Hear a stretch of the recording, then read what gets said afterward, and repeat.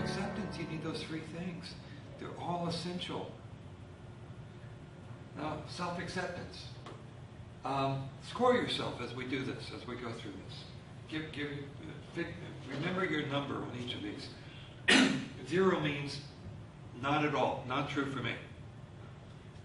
1 is a little bit.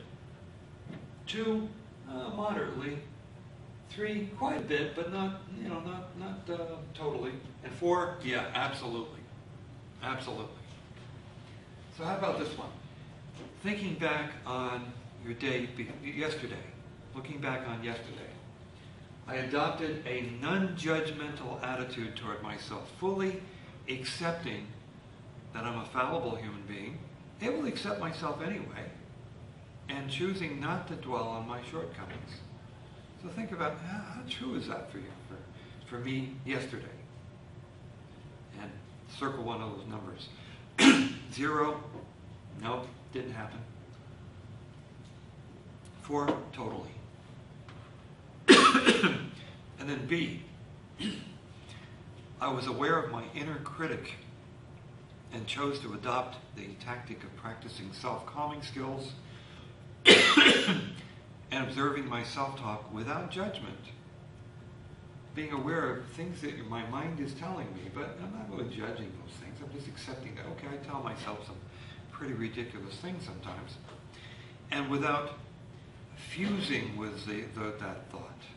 That means really buying into it.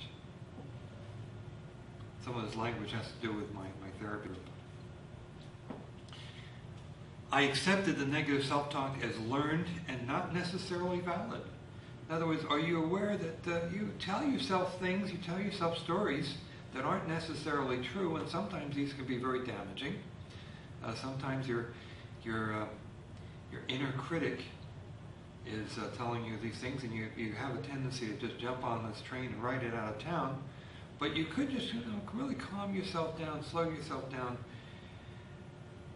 and just see that these thoughts are taking place without buying into them.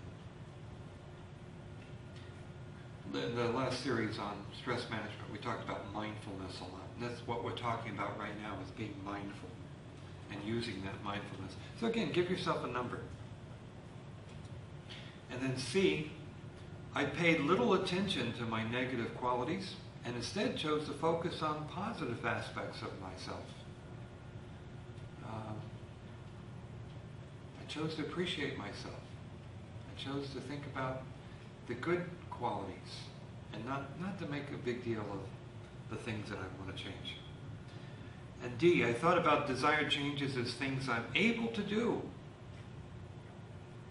Yeah, there are things I want to change, and I can do them. And E, I'm actively rejecting self-hatred and negative self-talk. I'm determined to treat myself well in both thought and deed, believing fully that I'm worth it. Okay, so take all the numbers. You have 5 numbers, add them up. You could come up with a possible 20. You could have as little as 0. If you're over 15, you're doing good. If you're between 10 and 15, well, you need some work, but you're not doing bad.